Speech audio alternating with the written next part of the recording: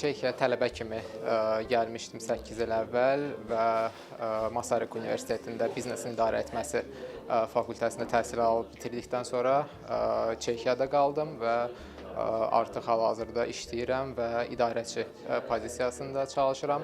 Bakıda Azərbaycan Respublikası Prezidenti yanında Dövlət İdarəçiliyi Akademiyasını bitirmişəm 2017-ci ildə. Burada ikinci təhsil almısınız?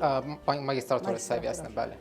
Bakıda bakalavr səviyyəsini bitirdikdən sonra Çexiyaya magistratura təhsili almaq üçün gəlmişəm və artıq 8 ildir ki, buradayam. Müxtəlif şirkətlərdə işləmişəm. Hal-hazırda farmasevtik şirkətdə çalışıram idarəçi vəzifəsində. Uğur düsturunuz nədir? İşgüzarlıq, hər hansı bir işi görürsənsə, onu yaxşı, əlindən gələni etməlisən onu həyata keçirmək üçün və təbii ki, eyni zamanda ləyaqətli şəkildə həyata keçirməlisən hər bir işi. Düşünürəm ki, bu ikisi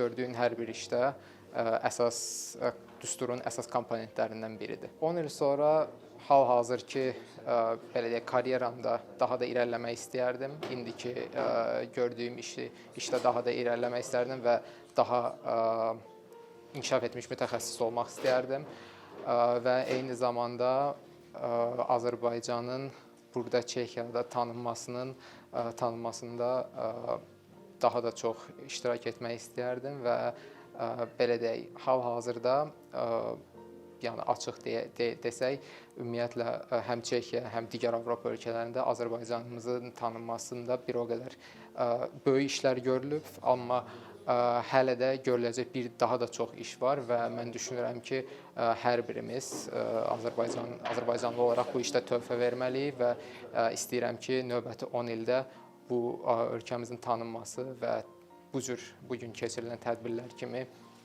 daha da çox tədbirlər olsun ki, ölkəmizin tanınmasında daha da böyük irəliləyiş olsun. Düşünülmüş bir ideyam idi Çexiyaya köçmək. Xüsusi yəni bir seçimim idi mənim və buradan istifadə edərək hər hansı bir digər ölkəyə keçmək kimi bir planım və yaxud ideyam yox idi və bunun da məntiqi nəticəsi kimi mən ailə həyatımı da burada qurmuşam və bəli, burada yaşayıb, qalıb və fəaliyyət göstərmək qərarına gəlmişəm. Əgər Avropada yaşamaq şansınız əlinizdən gedəsi olsa, Azərbaycana dönəcəm deyə bu sizi narahat eləyər?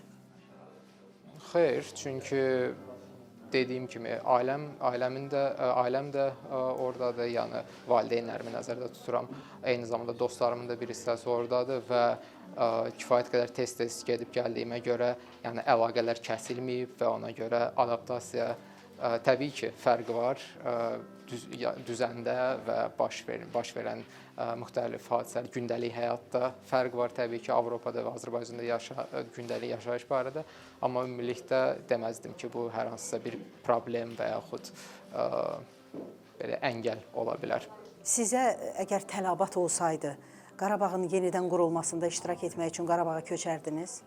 Əlbəttə, hər bir Azərbaycanlı kimi bu düşünürəm ki, hər bir vətəni üçün, ürəyi yanan Azərbaycan üçün bu əslində, necə deyim, bir qürur hissidir və eyni zamanda bir borc kimi nəzərdə tutmaq olar. Çünki Allah rəhmət eləsin, şəhidlərimiz Qarabağ uğrunda, torpaqlarımızın qayıtması uğrunda həyatlarından keçmişlər və bizim də bir gənc nəsil kimi, nəinki gənc nəsil, ümumiyyətlə hər bir Azərbaycanlı kimi Qarabağın bərpa olunmasında və onun yenidən dirçəldilməsində rol oynamaq əlbəttə çox böyük bir qürur olar və düşünürəm ki, hər bir kəs dediyim kimi həm necə ki ölkəmizin tanınmasında xaricdə və eyni zamanda Qarabağın, nəinki Qarabağın və ölkəmizin ümumilikdə daha da inkişafında və dirçəlməsində rol oynamaq həqiqətən böyük bir qürur hissi olardı.